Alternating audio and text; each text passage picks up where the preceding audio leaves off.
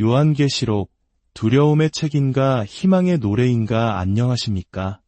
지식과 지혜의 숲을 거니는 시간, 깊이 있는 이야기로 여러분의 삶에 울림을 드리고자 합니다. 성경의 가장 마지막 책, 요한계시록. 이 책의 이름을 들으면 여러분의 마음에는 어떤 생각과 감정이 떠오르시나요? 아마도 많은 분들이 어려움, 두려움, 혹은 신비로움과 같은 단어들을 떠올리실 겁니다. 기이한 환상과 상징들, 그리고 세상의 마지막 날에 대한 무서운 묘사 때문에 섣불리 펼치기 어려운 책으로, 심지어는 함부로 읽어서는 안 되는 책으로 오해받기도 합니다. 실제로 역사상 위대한 신학자였던 장 칼백마저도 성경의 거의 모든 책에 대한 주석을 남겼지만 요한계시록 3장 이후로는 붓을 놓았다는 일화가 전해질 정도입니다. 종교개혁가 마르틴 루터 역시 요한계시록을 단어 수만큼이나 수수께끼가 많은 책이라 표현하며 그 어려움을 토로했습니다. 이처럼 많은 오해와 편견에 둘러싸인 책. 하지만 한번 생각해 보십시오. 사랑의 하나님께서 당신의 자녀들에게 이해하지도 못할 두려움만을 주기 위해 성경의 마지막을 이토록 복잡하게 장식하셨을까요?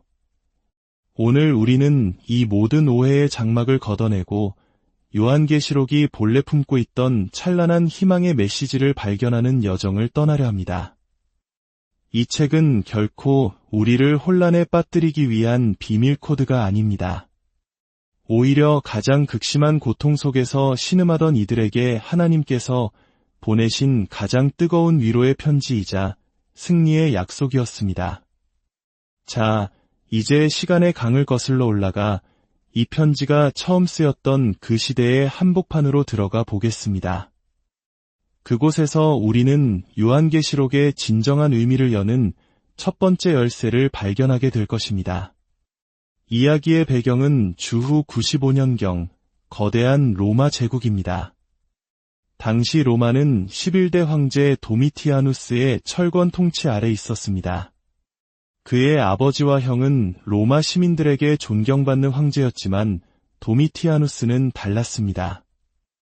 그는 극심한 경제난을 타개하고 자신의 권력을 공고히 하기 위해 두 가지 강력한 정책을 사용했습니다. 첫째는 부유한 원로원 의원들에게 누명을 씌워 그들의 재산을 몰수하는 것이었고, 둘째는 바로 황제 숭배를 강요하는 것이었습니다. 그는 스스로를 주님이시며 신이시라 칭하며 로마 제국 전역의 시민들에게 자신을 신으로 경배하라고 명령했습니다. 로마의 주요 도시들에는 거대한 황제 신전들이 세워졌고 시민들은 신전 제단 앞에서 황제의 조각상에 향을 피우고 절하며 카이사르는 주님이시야 라고 고백해야만 했습니다. 이는 단순한 정치적 충성 서약을 넘어 황제를 자신의 삶의 주인이며 신으로 인정하는 종교적 행위였습니다. 대부분의 로마 시민들에게 이는 로마 제국의 축복과 안녕을 기원하는 당연한 의무였습니다. 하지만 단 한 집단, 그리스도인들에게는 이것이 결코 받아들일 수 없는 문제였습니다. 그들에게 주님은 오직 한 분, 예수 그리스도뿐이었기 때문입니다. 이 선택의 기로에서 초대교회 성도들이 겪었을 고통을 상상해 보십시오. 어쩌면 이 경험은 우리 민족이 겪었던 일제강점기 시절 신사참배를 거부하며 믿음을 지켰던 우리의 신앙 선조들이 마주했던 아픔과도 맞닿아 있을지 모릅니다. 황제 숭배를 거부하는 것은 곧 국가에 대한 반역으로 간주되었습니다. 그들은 사회에서 고립되었고 상거래와 같은 경제활동에서 불이익을 받았으며 재산을 빼앗기고 감옥에 갇혔습니다. 심지어는 원형 경기장에서 굶주린 사자의 밥이 되거나 십자가에 못 박혀 화형을 당하는 끔찍한 순교의 길을 걸어야 했습니다. 바로 이때 이 극심한 환난과 박해 속에서 신음하는 소아시아의 7 교회를 향해 한 통의 편지가 도착합니다. 반모섬에 유배되어 있던 늙은 사도 요한을 통해 하나님께서 직접 전하신 말씀, 그것이 바로 요한계시록입니다. 이 역사적 배경을 이해하는 순간 요한계시록은 더 이상 미래를 점치는 예언서가 아니라 고통받는 성도들의 어깨를 감싸 안는 따뜻한 위로의 편지로 다가오기 시작합니다. 하나님은 그들에게 말씀하고 싶으셨던 겁니다. 사랑하는 자녀들아, 너희가 겪는 고난을 내가 알고 있다. 세상의 황제가 스스로를 신이라 칭하며 너희를 위협하지만 두려워하지 말아라. 이 모든 역사의 진정한 주관자는 바로 나다. 요한계시록 한 장은 이 핵심 메시지를 아주 독특한 방식으로 전달합니다. 4절과 8절에서 하나님은 자신을 이렇게 소개합니다. 이제도 계시고 전에도 계셨고 장차 오시리. 일반적으로 우리는 시간을 과거, 현재, 미래의 순서로 이야기합니다. 하지만 하나님께서는 의도적으로 현재를 가장 먼저 언급하십니다. 왜일까요? 사자에게 뜯겨 죽어가는 극심한 고통 속에서 성도들에게 가장 절실했던 것은 과거에 경험했던 은혜나 미래에 올 영광이 아니었습니다. 바로 지금 이 고통의 순간에 하나님이 정말로 우리와 함께 하시는가에 대한 확신이었습니다. 하나님께서는 그들의 마음을 꿰뚫어 보시고 가장 먼저 선포하신 것입니다. 내가 지금 살아있다. 너희의 고통 바로 그 가운데 내가 너희와 함께 있다. 그리고 이어서 말씀하십니다. 나는 알파와 오메가라. 처음과 마지막이라. 고난이 우리를 무너뜨리는 가장 큰 이유는 그 끝이 보이지 않을 때 찾아오는 절망감 때문입니다. 빛 한 줄기 없는 캄캄한 터널을 언제까지 걸어야 할지 알 수 없을 때 우리는 주저앉고 맙니다. 그러나 하나님께서는 약속하십니다. 이 고난을 시작한 이도 나요. 이 고난을 끝낼 이도 바로 나다. 너희가 겪는 박해는 영원하지 않다. 반드시 끝이 있다. 내가 그 끝을 책임지겠다. 이 얼마나 강력하고 가슴 벅찬 위로의 메시지입니까? 요한계시록은 바로 이 소망의 메시지 위에 세워진 책입니다. 당시 성도들은 이 말씀을 읽으며 자신들의 죽음이 결코 헛되지 않음을, 자신들의 인내가 결국 승리로 이어질 것임을 확신하며 눈물을 닦았을 것입니다. 그렇다면 요한계시록에 등장하는 수많은 상징들은 어떻게 이해해야 할까요? 많은 이단들이 이 상징들을 자의적으로 해석하며 사람들을 미혹하지만 사실 그 원리는 생각보다 단순합니다. 요한계시록은 어려운 암호 해독책이 아니라 부모가 자녀에게 보여주는 한 편의 그림책과 같습니다. 그림책을 볼 때 우리는 세세한 그림 하나하나의 의미를 분석하기보다 전체적인 이야기를 통해 교훈을 얻습니다. 요한계시록의 숫자들도 마찬가지입니다. 3은 하늘의 수, 4는 땅의 수를 의미합니다. 그래서 이 둘을 더한 7은 하늘과 땅이 만난 완전함을 상징합니다. 12는 구약의 12지파와 신약의 12사도로 대표되는 하나님의 백성을 의미합니다. 그렇다면 많은 논란이 되는 14만 4천 명은 무엇일까요? 이는 12 곱하기 12, 즉 구약과 신약의 모든 하나님의 백성이라는 숫자에 아주 많음을 상징하는 천을 곱한 상징적인 숫자입니다.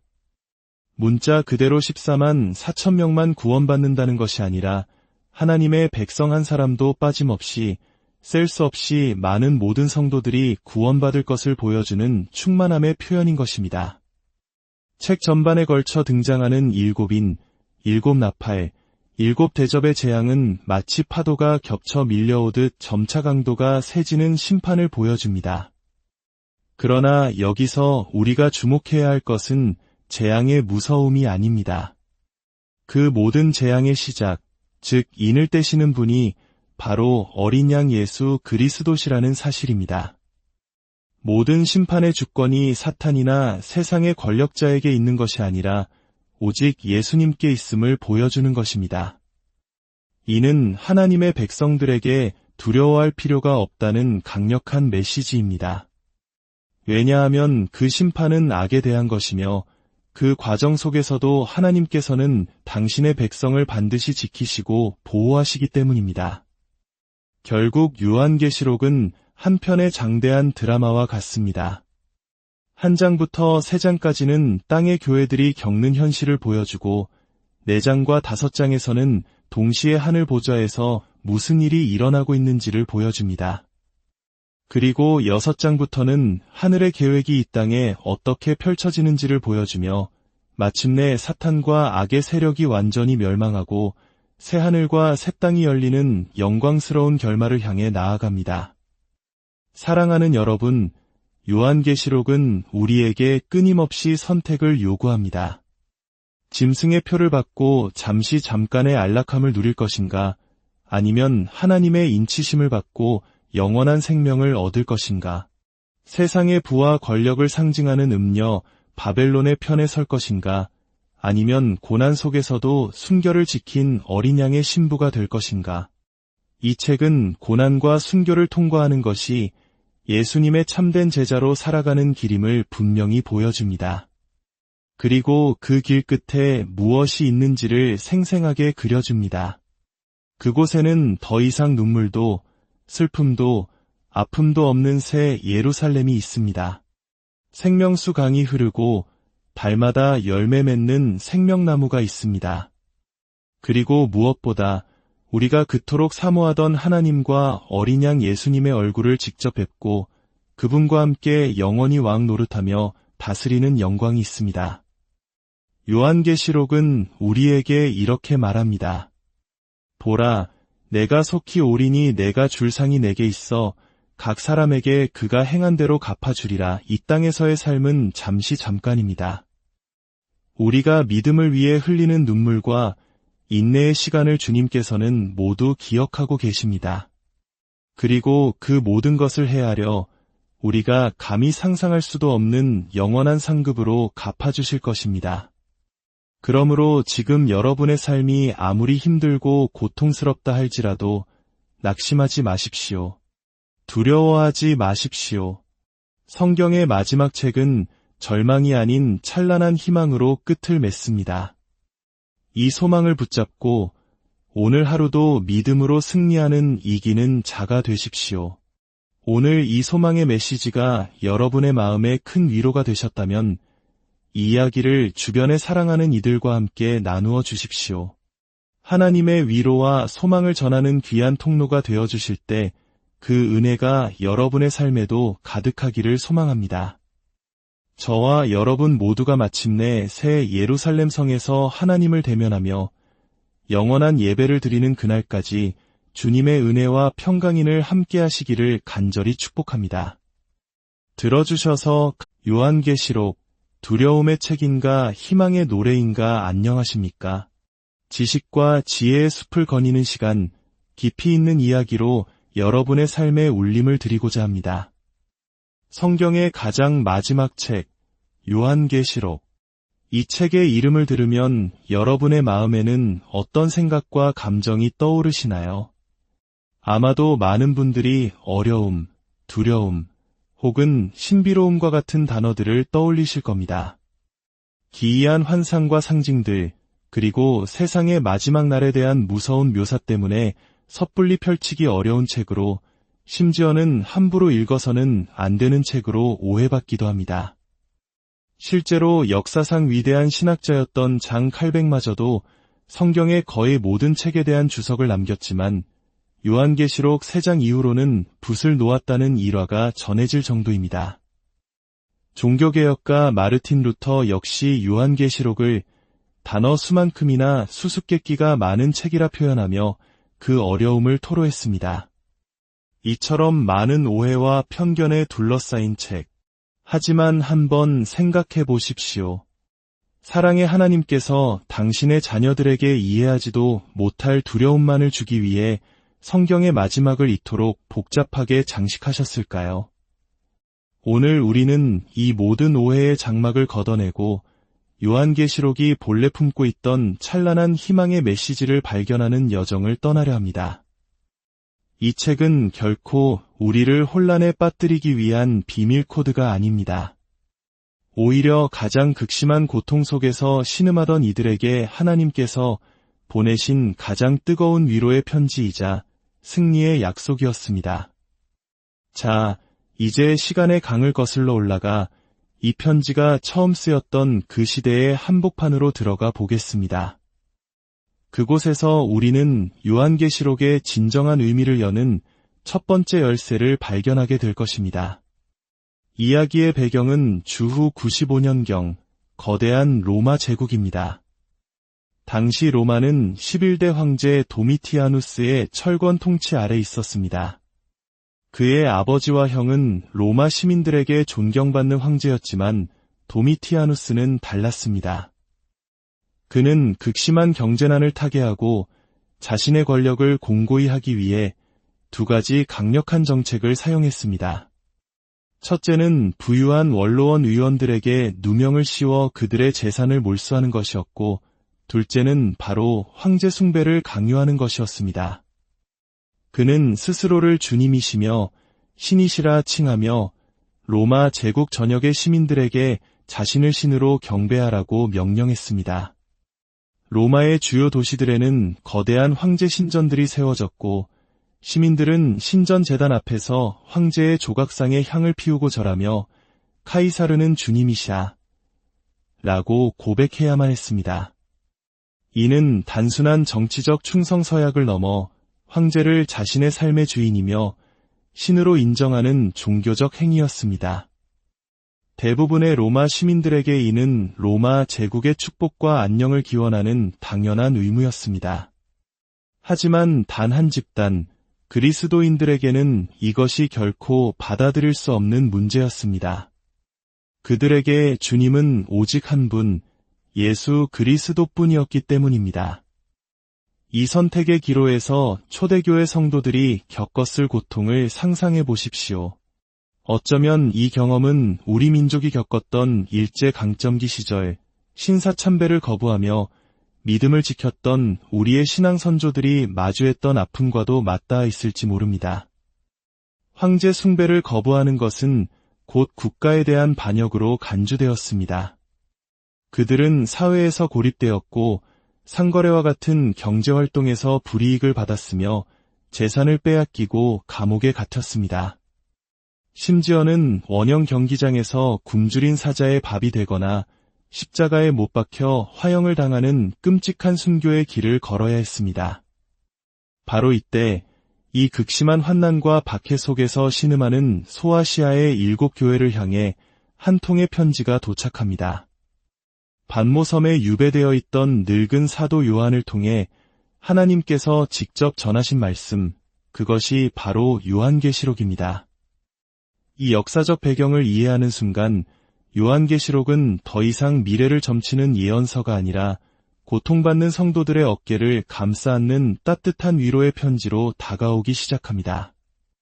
하나님은 그들에게 말씀하고 싶으셨던 겁니다.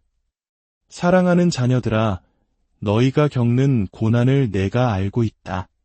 세상의 황제가 스스로를 신이라 칭하며 너희를 위협하지만 두려워하지 말아라. 이 모든 역사의 진정한 주관자는 바로 나다. 요한계시록 한 장은 이 핵심 메시지를 아주 독특한 방식으로 전달합니다. 4절과 8절에서 하나님은 자신을 이렇게 소개합니다. 이제도 계시고 전에도 계셨고 장차 오시리. 일반적으로 우리는 시간을 과거, 현재, 미래의 순서로 이야기합니다. 하지만 하나님께서는 의도적으로 현재를 가장 먼저 언급하십니다. 왜일까요? 사자에게 뜯겨 죽어가는 극심한 고통 속에서 성도들에게 가장 절실했던 것은 과거에 경험했던 은혜나 미래에 올 영광이 아니었습니다. 바로 지금 이 고통의 순간에 하나님이 정말로 우리와 함께 하시는가에 대한 확신이었습니다. 하나님께서는 그들의 마음을 꿰뚫어 보시고 가장 먼저 선포하신 것입니다. 내가 지금 살아있다. 너희의 고통 바로 그 가운데 내가 너희와 함께 있다. 그리고 이어서 말씀하십니다. 나는 알파와 오메가라. 처음과 마지막이라. 고난이 우리를 무너뜨리는 가장 큰 이유는 그 끝이 보이지 않을 때 찾아오는 절망감 때문입니다. 빛 한 줄기 없는 캄캄한 터널을 언제까지 걸어야 할지 알 수 없을 때 우리는 주저앉고 맙니다. 그러나 하나님께서는 약속하십니다. 이 고난을 시작한 이도 나요. 이 고난을 끝낼 이도 바로 나다. 너희가 겪는 박해는 영원하지 않다. 반드시 끝이 있다. 내가 그 끝을 책임지겠다. 이 얼마나 강력하고 가슴 벅찬 위로의 메시지입니까? 요한계시록은 바로 이 소망의 메시지 위에 세워진 책입니다. 당시 성도들은 이 말씀을 읽으며 자신들의 죽음이 결코 헛되지 않음을, 자신들의 인내가 결국 승리로 이어질 것임을 확신하며 눈물을 닦았을 것입니다. 그렇다면 요한계시록에 등장하는 수많은 상징들은 어떻게 이해해야 할까요? 많은 이단들이 이 상징들을 자의적으로 해석하며 사람들을 미혹하지만 사실 그 원리는 생각보다 단순합니다. 요한계시록은 어려운 암호 해독책이 아니라 부모가 자녀에게 보여주는 한 편의 그림책과 같습니다. 그림책을 볼 때 우리는 세세한 그림 하나하나의 의미를 분석하기보다 전체적인 이야기를 통해 교훈을 얻습니다. 요한계시록의 숫자들도 마찬가지입니다. 3은 하늘의 수, 4는 땅의 수를 의미합니다. 그래서 이 둘을 더한 7은 하늘과 땅이 만난 완전함을 상징합니다. 12는 구약의 12지파와 신약의 12사도로 대표되는 하나님의 백성을 의미합니다. 그렇다면 많은 논란이 되는 14만 4천 명은 무엇일까요? 이는 12 곱하기 12, 즉 구약과 신약의 모든 하나님의 백성이라는 숫자에 아주 많음을 상징하는 천을 곱한 상징적인 숫자입니다. 문자 그대로 14만 4천 명만 구원받는다는 것이 아니라 하나님의 백성 한 사람도 빠짐없이 셀 수 없이 많은 모든 성도들이 구원받을 것을 보여주는 충만함의 표현인 것입니다. 책 전반에 걸쳐 등장하는 일곱인, 일곱 나팔, 일곱 대접의 재앙은 마치 파도가 겹쳐 밀려오듯 점차 강도가 세지는 심판을 보여줍니다. 그러나 여기서 우리가 주목해야 할 것은 재앙의 무서움이 아닙니다. 그 모든 재앙의 시작, 즉 인을 떼시는 분이 바로 어린 양 예수 그리스도시라는 사실입니다. 모든 심판의 주권이 사탄이나 세상의 권력자에게 있는 것이 아니라 오직 예수님께 있음을 보여주는 것입니다. 이는 하나님의 백성들에게 두려워할 필요가 없다는 강력한 메시지입니다.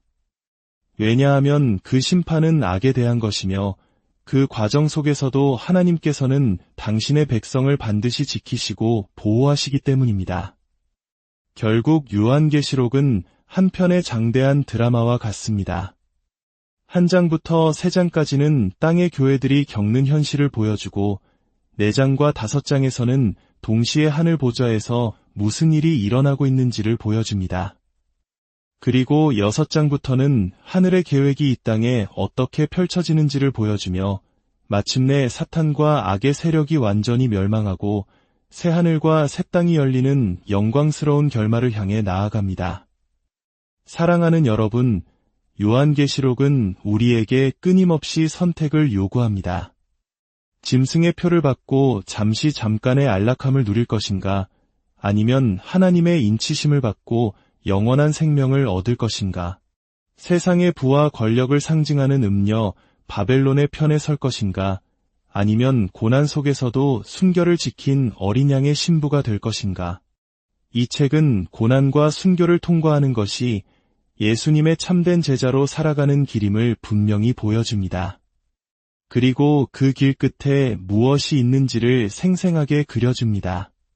그곳에는 더 이상 눈물도 슬픔도 아픔도 없는 새 예루살렘이 있습니다. 생명수 강이 흐르고 달마다 열매 맺는 생명나무가 있습니다. 그리고 무엇보다 우리가 그토록 사모하던 하나님과 어린 양 예수님의 얼굴을 직접 뵙고 그분과 함께 영원히 왕 노릇하며 다스리는 영광이 있습니다. 요한계시록은 우리에게 이렇게 말합니다. 보라, 내가 속히 오리니 내가 줄 상이 내게 있어 각 사람에게 그가 행한 대로 갚아주리라. 이 땅에서의 삶은 잠시 잠깐입니다. 우리가 믿음을 위해 흘리는 눈물과 인내의 시간을 주님께서는 모두 기억하고 계십니다.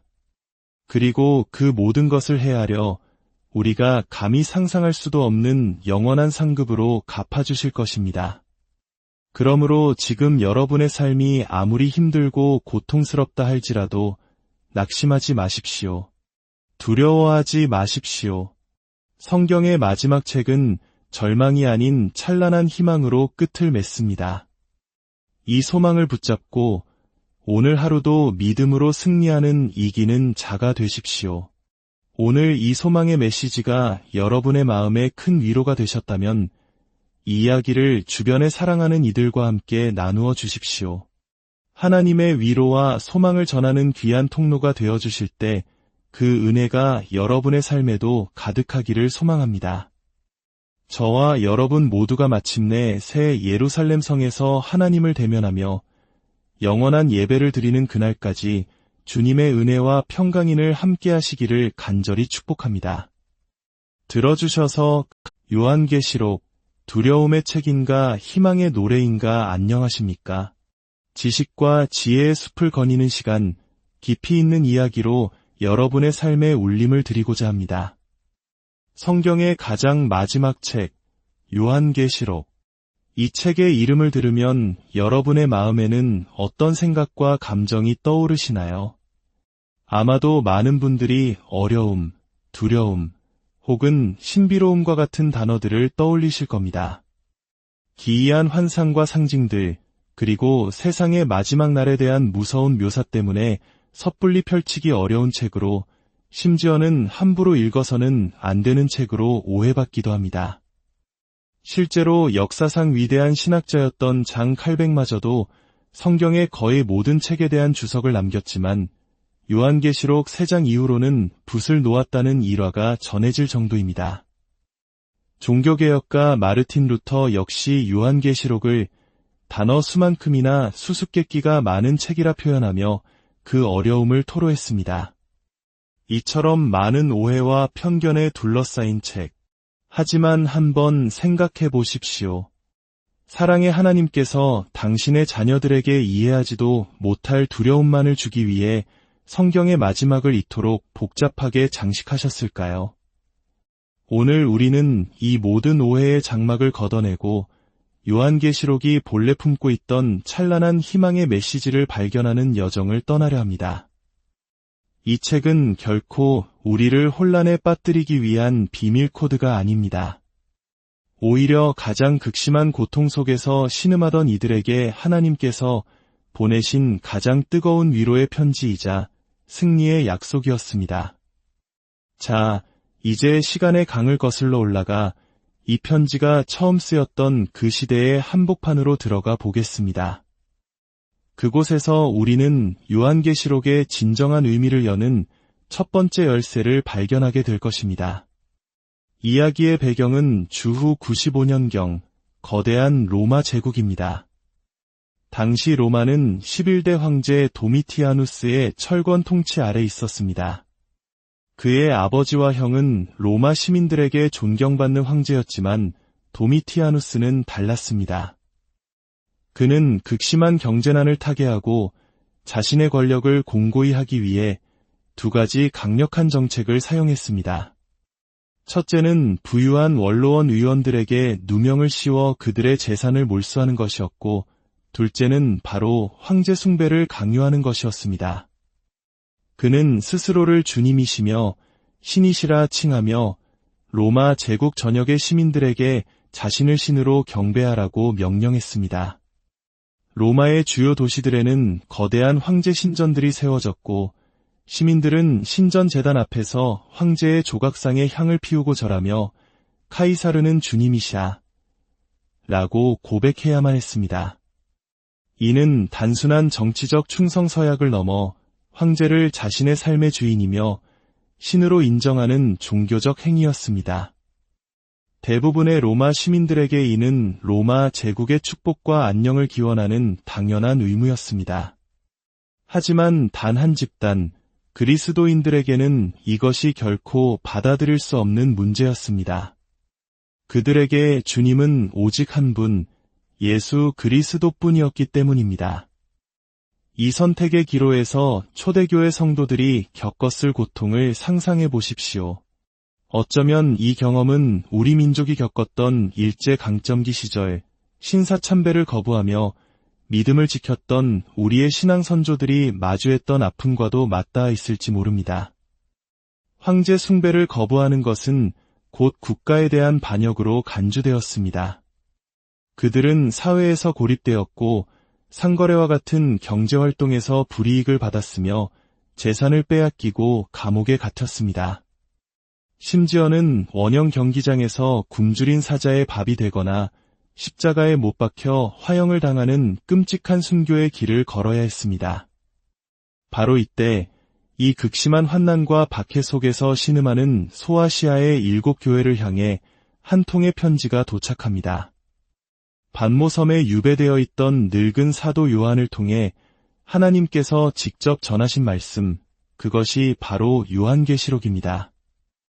이 역사적 배경을 이해하는 순간 요한계시록은 더 이상 미래를 점치는 예언서가 아니라 고통받는 성도들의 어깨를 감싸 안는 따뜻한 위로의 편지로 다가오기 시작합니다. 하나님은 그들에게 말씀하고 싶으셨던 겁니다. 사랑하는 자녀들아, 너희가 겪는 고난을 내가 알고 있다. 세상의 황제가 스스로를 신이라 칭하며 너희를 위협하지만 두려워하지 말아라. 이 모든 역사의 진정한 주관자는 바로 나다. 요한계시록 한 장은 이 핵심 메시지를 아주 독특한 방식으로 전달합니다. 4절과 8절에서 하나님은 자신을 이렇게 소개합니다. 이제도 계시고 전에도 계셨고 장차 오시리. 일반적으로 우리는 시간을 과거, 현재, 미래의 순서로 이야기합니다. 하지만 하나님께서는 의도적으로 현재를 가장 먼저 언급하십니다. 왜일까요? 사자에게 뜯겨 죽어가는 극심한 고통 속에서 성도들에게 가장 절실했던 것은 과거에 경험했던 은혜나 미래에 올 영광이 아니었습니다. 바로 지금 이 고통의 순간에 하나님이 정말로 우리와 함께 하시는가에 대한 확신이었습니다. 하나님께서는 그들의 마음을 꿰뚫어 보시고 가장 먼저 선포하신 것입니다. 내가 지금 살아있다. 너희의 고통 바로 그 가운데 내가 너희와 함께 있다. 그리고 이어서 말씀하십니다. 나는 알파와 오메가라. 처음과 마지막이라. 고난이 우리를 무너뜨리는 가장 큰 이유는 그 끝이 보이지 않을 때 찾아오는 절망감 때문입니다. 빛 한 줄기 없는 캄캄한 터널을 언제까지 걸어야 할지 알 수 없을 때 우리는 주저앉고 맙니다. 그러나 하나님께서는 약속하십니다. 이 고난을 시작한 이도 나요. 이 고난을 끝낼 이도 바로 나다. 너희가 겪는 박해는 영원하지 않다. 반드시 끝이 있다. 내가 그 끝을 책임지겠다. 이 얼마나 강력하고 가슴 벅찬 위로의 메시지입니까? 요한계시록은 바로 이 소망의 메시지 위에 세워진 책입니다.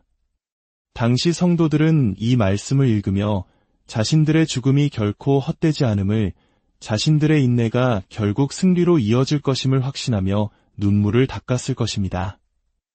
그렇다면 요한계시록에 등장하는 수많은 상징들은 어떻게 이해해야 할까요? 많은 이단들이 이 상징들을 자의적으로 해석하며 사람들을 미혹하지만 사실 그 원리는 생각보다 단순합니다. 요한계시록은 어려운 암호 해독책이 아니라 부모가 자녀에게 보여주는 한 편의 그림책과 같습니다. 그림책을 볼 때 우리는 세세한 그림 하나하나의 의미를 분석하기보다 전체적인 이야기를 통해 교훈을 얻습니다. 요한계시록의 숫자들도 마찬가지입니다. 3은 하늘의 수, 4는 땅의 수를 의미합니다. 그래서 이 둘을 더한 7은 하늘과 땅이 만난 완전함을 상징합니다.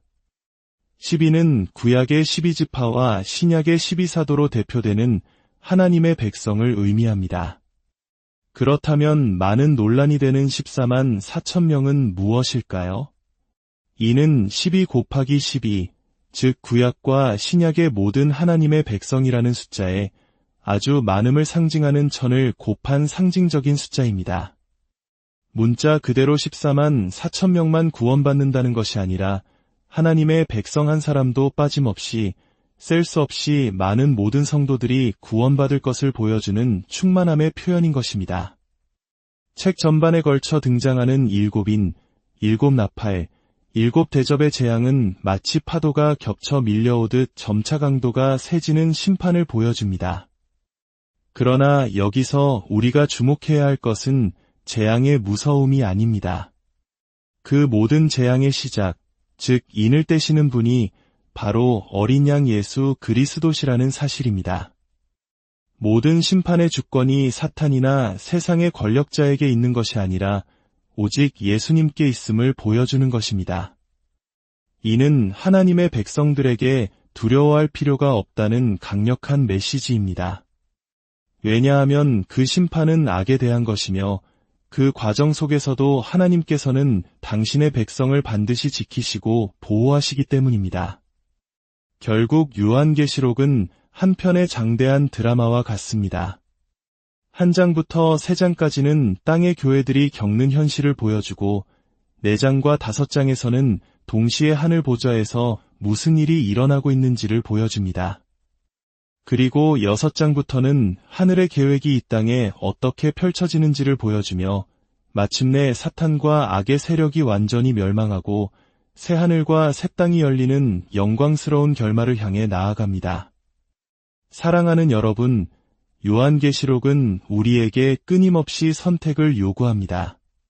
짐승의 표를 받고 잠시 잠깐의 안락함을 누릴 것인가, 아니면 하나님의 인치심을 받고 영원한 생명을 얻을 것인가, 세상의 부와 권력을 상징하는 음녀 바벨론의 편에 설 것인가, 아니면 고난 속에서도 순결을 지킨 어린 양의 신부가 될 것인가.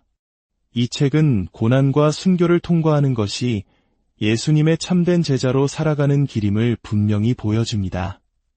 그리고 그 길 끝에 무엇이 있는지를 생생하게 그려줍니다. 그곳에는 더 이상 눈물도 슬픔도 아픔도 없는 새 예루살렘이 있습니다. 생명수 강이 흐르고 달마다 열매 맺는 생명나무가 있습니다. 그리고 무엇보다 우리가 그토록 사모하던 하나님과 어린 양 예수님의 얼굴을 직접 뵙고 그분과 함께 영원히 왕 노릇하며 다스리는 영광이 있습니다. 요한계시록은 우리에게 이렇게 말합니다. 보라, 내가 속히 오리니 내가 줄 상이 내게 있어 각 사람에게 그가 행한 대로 갚아주리라. 이 땅에서의 삶은 잠시 잠깐입니다. 우리가 믿음을 위해 흘리는 눈물과 인내의 시간을 주님께서는 모두 기억하고 계십니다. 그리고 그 모든 것을 헤아려 우리가 감히 상상할 수도 없는 영원한 상급으로 갚아주실 것입니다. 그러므로 지금 여러분의 삶이 아무리 힘들고 고통스럽다 할지라도 낙심하지 마십시오. 두려워하지 마십시오. 성경의 마지막 책은 절망이 아닌 찬란한 희망으로 끝을 맺습니다. 이 소망을 붙잡고 오늘 하루도 믿음으로 승리하는 이기는 자가 되십시오. 오늘 이 소망의 메시지가 여러분의 마음에 큰 위로가 되셨다면 이 이야기를 주변에 사랑하는 이들과 함께 나누어 주십시오. 하나님의 위로와 소망을 전하는 귀한 통로가 되어 주실 때 그 은혜가 여러분의 삶에도 가득하기를 소망합니다. 저와 여러분 모두가 마침내 새 예루살렘 성에서 하나님을 대면하며 영원한 예배를 드리는 그날까지 주님의 은혜와 평강인을 함께 하시기를 간절히 축복합니다. 들어주셔서 요한계시록 두려움의 책인가 희망의 노래인가 안녕하십니까? 지식과 지혜의 숲을 거니는 시간, 깊이 있는 이야기로 여러분의 삶에 울림을 드리고자 합니다. 성경의 가장 마지막 책, 요한계시록. 이 책의 이름을 들으면 여러분의 마음에는 어떤 생각과 감정이 떠오르시나요?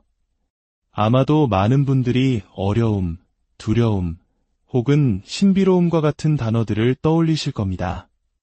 기이한 환상과 상징들, 그리고 세상의 마지막 날에 대한 무서운 묘사 때문에 섣불리 펼치기 어려운 책으로, 심지어는 함부로 읽어서는 안 되는 책으로 오해받기도 합니다.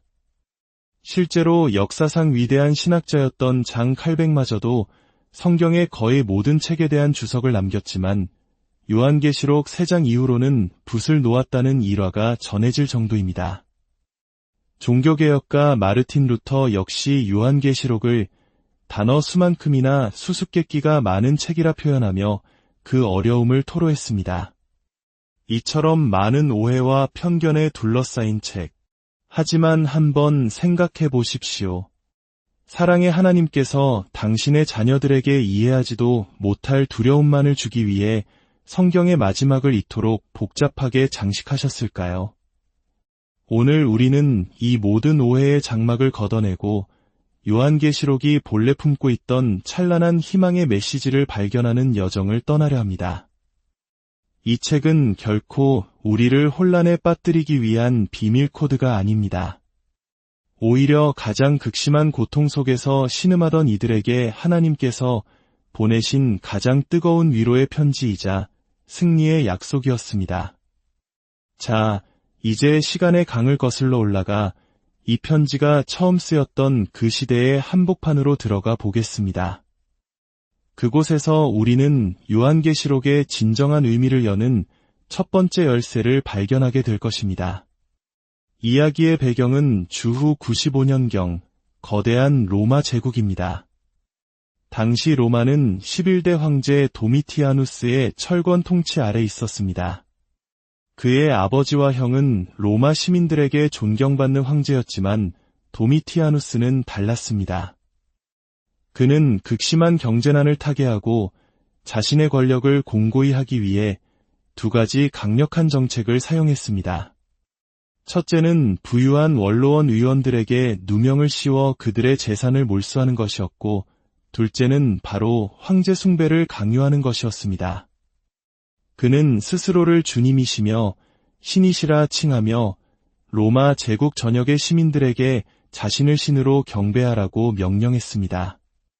로마의 주요 도시들에는 거대한 황제 신전들이 세워졌고 시민들은 신전 제단 앞에서 황제의 조각상에 향을 피우고 절하며 카이사르는 주님이시야 라고 고백해야만 했습니다. 이는 단순한 정치적 충성 서약을 넘어 황제를 자신의 삶의 주인이며 신으로 인정하는 종교적 행위였습니다. 대부분의 로마 시민들에게 이는 로마 제국의 축복과 안녕을 기원하는 당연한 의무였습니다. 하지만 단 한 집단, 그리스도인들에게는 이것이 결코 받아들일 수 없는 문제였습니다. 그들에게 주님은 오직 한 분, 예수 그리스도뿐이었기 때문입니다. 이 선택의 기로에서 초대교회 성도들이 겪었을 고통을 상상해 보십시오. 어쩌면 이 경험은 우리 민족이 겪었던 일제강점기 시절 신사참배를 거부하며 믿음을 지켰던 우리의 신앙 선조들이 마주했던 아픔과도 맞닿아 있을지 모릅니다. 황제 숭배를 거부하는 것은 곧 국가에 대한 반역으로 간주되었습니다. 그들은 사회에서 고립되었고 상거래와 같은 경제활동에서 불이익을 받았으며 재산을 빼앗기고 감옥에 갇혔습니다. 심지어는 원형 경기장에서 굶주린 사자의 밥이 되거나 십자가에 못 박혀 화형을 당하는 끔찍한 순교의 길을 걸어야 했습니다. 바로 이때 이 극심한 환난과 박해 속에서 신음하는 소아시아의 7교회를 향해 한 통의 편지가 도착합니다. 반모섬에 유배되어 있던 늙은 사도 요한을 통해 하나님께서 직접 전하신 말씀, 그것이 바로 요한계시록입니다. 이 역사적 배경을 이해하는 순간 요한계시록은 더 이상 미래를 점치는 예언서가 아니라 고통받는 성도들의 어깨를 감싸 안는 따뜻한 위로의 편지로 다가오기 시작합니다. 하나님은 그들에게 말씀하고 싶으셨던 겁니다. 사랑하는 자녀들아, 너희가 겪는 고난을 내가 알고 있다. 세상의 황제가 스스로를 신이라 칭하며 너희를 위협하지만 두려워하지 말아라. 이 모든 역사의 진정한 주관자는 바로 나다. 요한계시록 한 장은 이 핵심 메시지를 아주 독특한 방식으로 전달합니다. 4절과 8절에서 하나님은 자신을 이렇게 소개합니다. 이제도 계시고 전에도 계셨고 장차 오시리. 일반적으로 우리는 시간을 과거, 현재, 미래의 순서로 이야기합니다. 하지만 하나님께서는 의도적으로 현재를 가장 먼저 언급하십니다. 왜일까요? 사자에게 뜯겨 죽어가는 극심한 고통 속에서 성도들에게 가장 절실했던 것은 과거에 경험했던 은혜나 미래에 올 영광이 아니었습니다. 바로 지금 이 고통의 순간에 하나님이 정말로 우리와 함께 하시는가에 대한 확신이었습니다. 하나님께서는 그들의 마음을 꿰뚫어 보시고 가장 먼저 선포하신 것입니다. 내가 지금 살아있다. 너희의 고통 바로 그 가운데 내가 너희와 함께 있다. 그리고 이어서 말씀하십니다. 나는 알파와 오메가라. 처음과 마지막이라. 고난이 우리를 무너뜨리는 가장 큰 이유는 그 끝이 보이지 않을 때 찾아오는 절망감 때문입니다. 빛 한 줄기 없는 캄캄한 터널을 언제까지 걸어야 할지 알 수 없을 때 우리는 주저앉고 맙니다. 그러나 하나님께서는 약속하십니다. 이 고난을 시작한 이도 나여 이 고난을 끝낼 이도 바로 나다. 너희가 겪는 박해는 영원하지 않다. 반드시 끝이 있다. 내가 그 끝을 책임지겠다. 이 얼마나 강력하고 가슴 벅찬 위로의 메시지입니까? 요한계시록은 바로 이 소망의 메시지 위에 세워진 책입니다. 당시 성도들은 이 말씀을 읽으며 자신들의 죽음이 결코 헛되지 않음을, 자신들의 인내가 결국 승리로 이어질 것임을 확신하며 눈물을 닦았을 것입니다. 그렇다면 요한계시록에 등장하는 수많은 상징들은 어떻게 이해해야 할까요? 많은 이단들이 이 상징들을 자의적으로 해석하며 사람들을 미혹하지만 사실 그 원리는 생각보다 단순합니다. 요한계시록은 어려운 암호 해독책이 아니라 부모가 자녀에게 보여주는 한 편의 그림책과 같습니다. 그림책을 볼 때 우리는 세세한 그림 하나하나의 의미를 분석하기보다 전체적인 이야기를 통해 교훈을 얻습니다. 요한계시록의 숫자들도 마찬가지입니다. 3은 하늘의 수, 4는 땅의 수를 의미합니다. 그래서 이 둘을 더한 7은 하늘과 땅이 만난 완전함을 상징합니다. 12는 구약의 12지파와 신약의 12사도로 대표되는 하나님의 백성을 의미합니다. 그렇다면 많은 논란이 되는 14만 4천 명은 무엇일까요? 이는 12 곱하기 12, 즉 구약과 신약의 모든 하나님의 백성이라는 숫자에 아주 많음을 상징하는 천을 곱한 상징적인 숫자입니다. 문자 그대로 14만 4천 명만 구원받는다는 것이 아니라 하나님의 백성 한 사람도 빠짐없이 셀 수 없이 많은 모든 성도들이 구원받을 것을 보여주는 충만함의 표현인 것입니다. 책 전반에 걸쳐 등장하는 일곱인, 일곱 나팔, 일곱 대접의 재앙은 마치 파도가 겹쳐 밀려오듯 점차 강도가 세지는 심판을 보여줍니다. 그러나 여기서 우리가 주목해야 할 것은 재앙의 무서움이 아닙니다. 그 모든 재앙의 시작, 즉 인을 떼시는 분이 바로 어린 양 예수 그리스도시라는 사실입니다.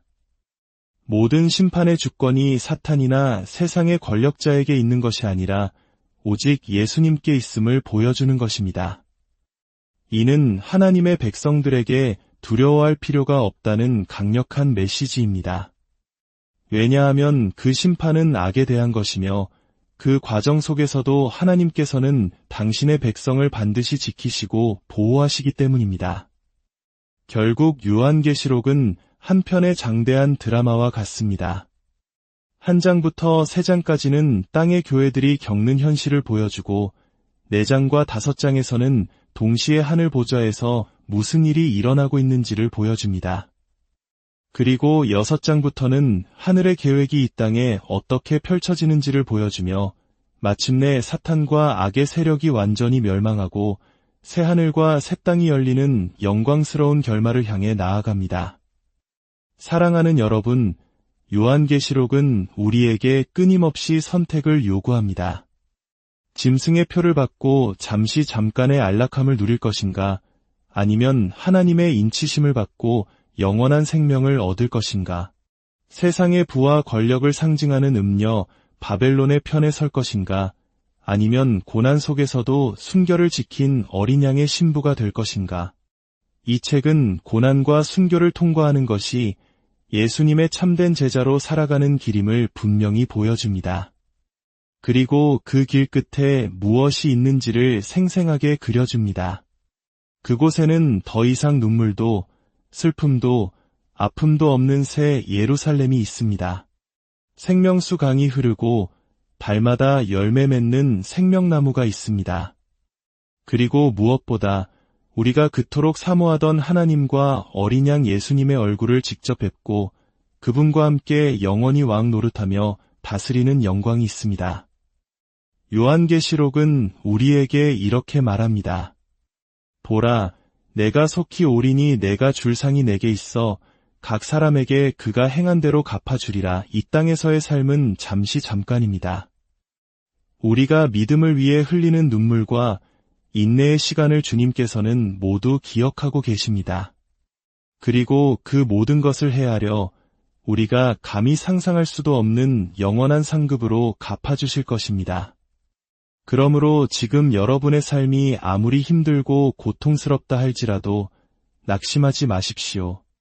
두려워하지 마십시오. 성경의 마지막 책은 절망이 아닌 찬란한 희망으로 끝을 맺습니다. 이 소망을 붙잡고 오늘 하루도 믿음으로 승리하는 이기는 자가 되십시오.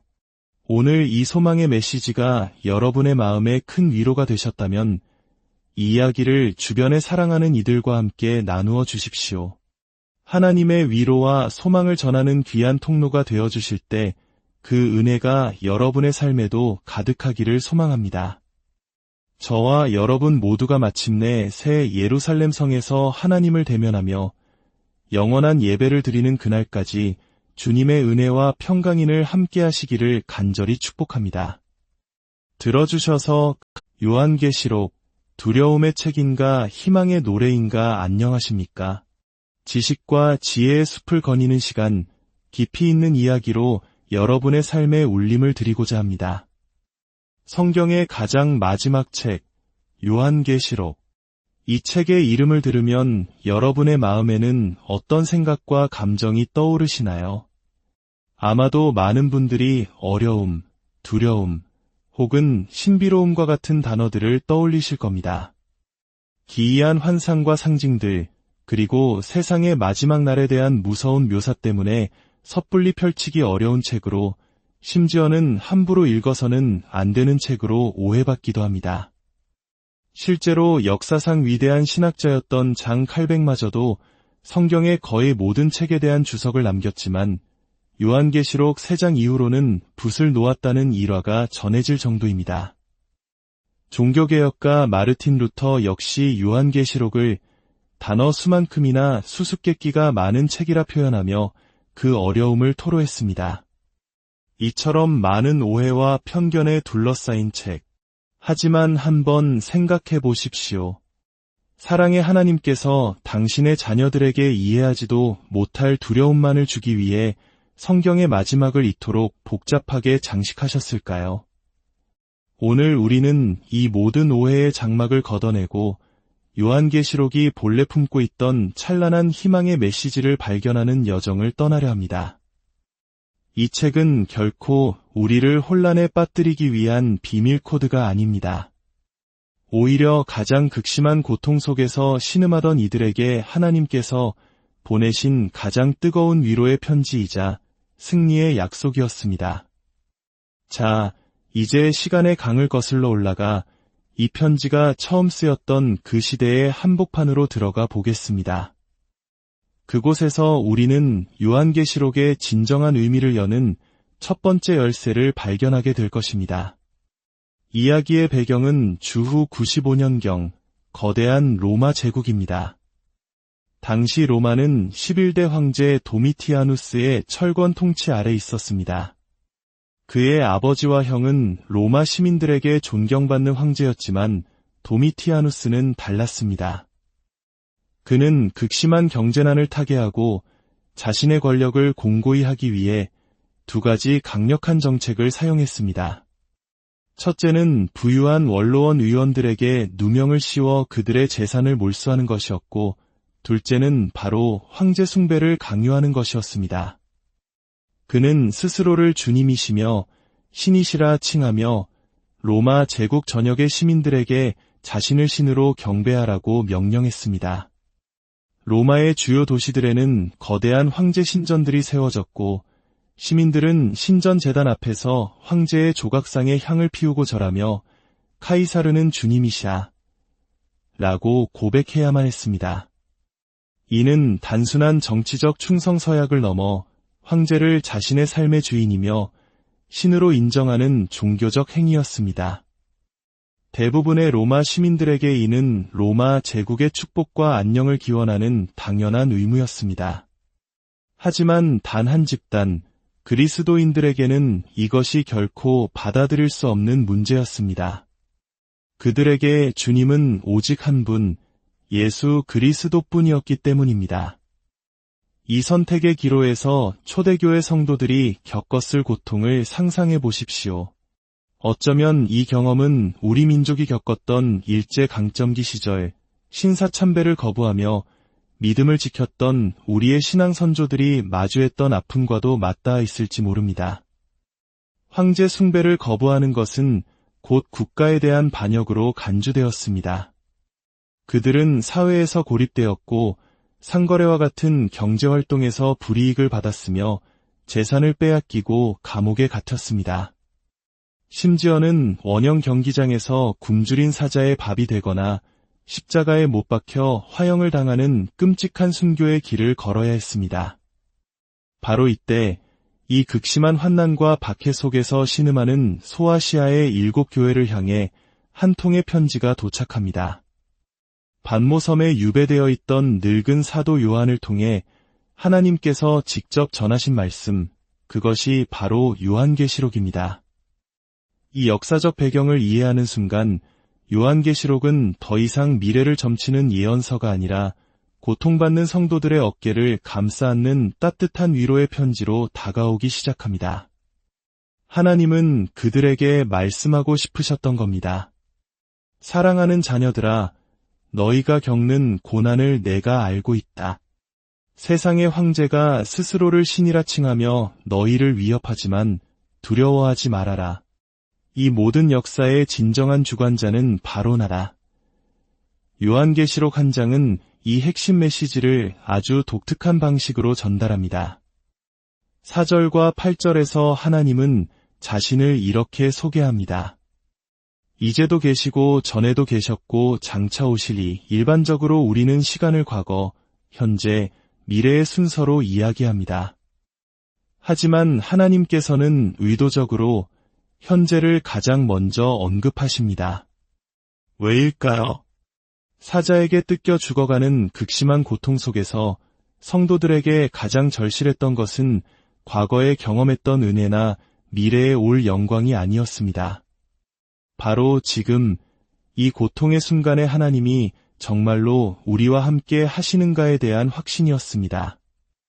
하나님께서는 그들의 마음을 꿰뚫어 보시고 가장 먼저 선포하신 것입니다. 내가 지금 살아있다. 너희의 고통 바로 그 가운데 내가 너희와 함께 있다. 그리고 이어서 말씀하십니다. 나는 알파와 오메가라. 처음과 마지막이라. 고난이 우리를 무너뜨리는 가장 큰 이유는 그 끝이 보이지 않을 때 찾아오는 절망감 때문입니다. 빛 한 줄기 없는 캄캄한 터널을 언제까지 걸어야 할지 알 수 없을 때 우리는 주저앉고 맙니다. 그러나 하나님께서는 약속하십니다. 이 고난을 시작한 이도 나여, 이 고난을 끝낼 이도 바로 나다. 너희가 겪는 박해는 영원하지 않다. 반드시 끝이 있다. 내가 그 끝을 책임지겠다.